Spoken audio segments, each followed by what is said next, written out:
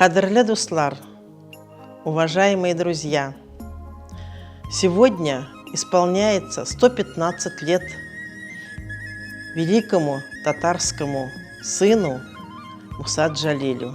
И в рамках этого юбилея Идевир русско-татарское общество собирает друзей. Данное мероприятие проходит при поддержке культурного центра города Кохлы-Ярви.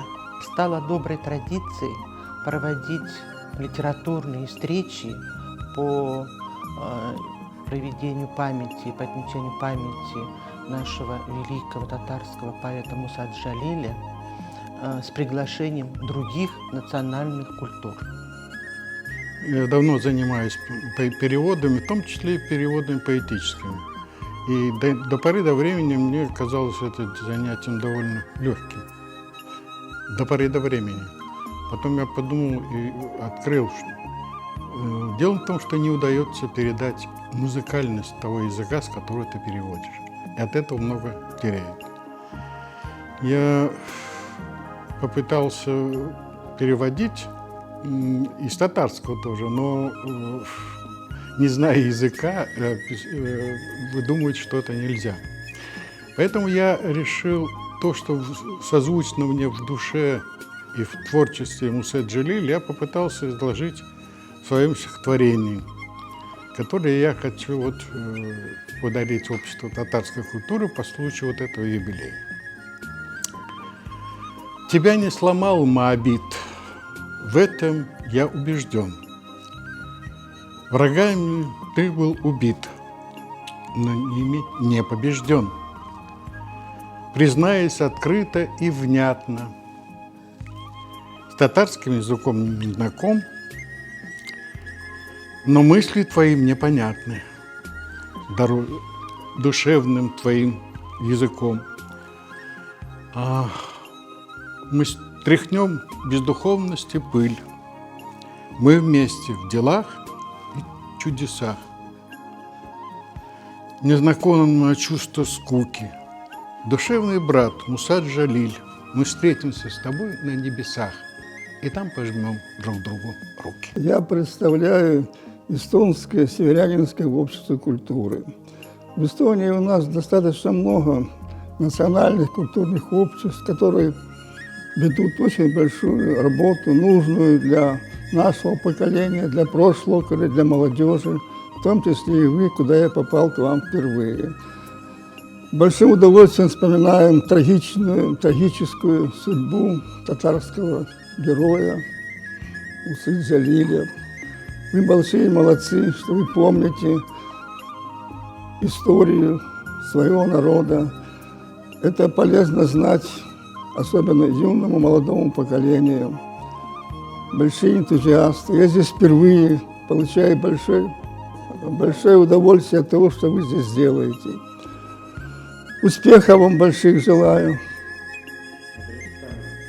Работайте так, как вы работаете и дальше. Всем это интересно. Это обогащает культуру и вашу, и эстонскую культуру, и культуру других народов. Общайтесь, делайте свое дело. Успехов вам больших я от души желаю. Спасибо вам большое.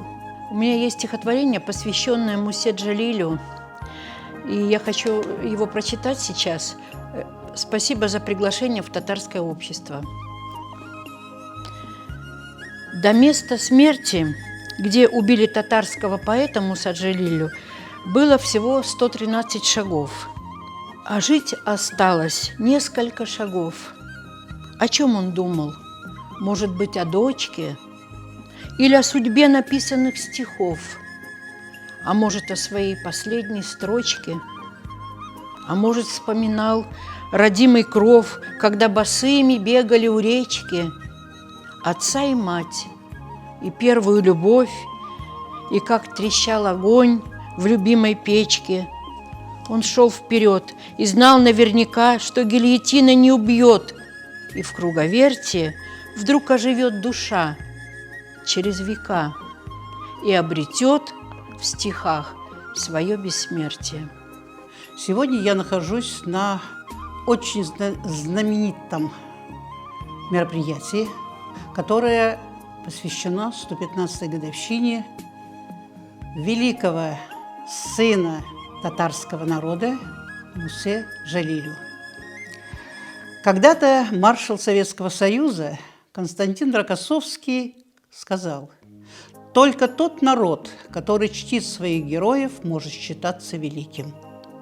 Сегодня хочется поговорить о герое Советского Союза, сыне татарского народа, и вспомнить о нем не формально, а просто от души.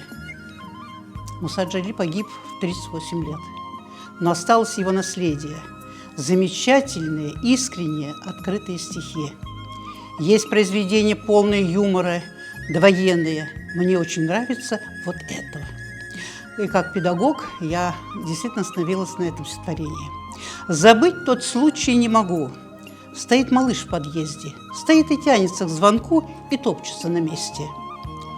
Тут взялся я помочь ему. Я говорю: давай, нажму. Ну сколько раз?» И он сказал: нажмите 5. И я нажал. Я позвонил 5 раз подряд, а он попятился назад. «Ну хватит, дяденька, бежим!» Он из подъезда, я за ним.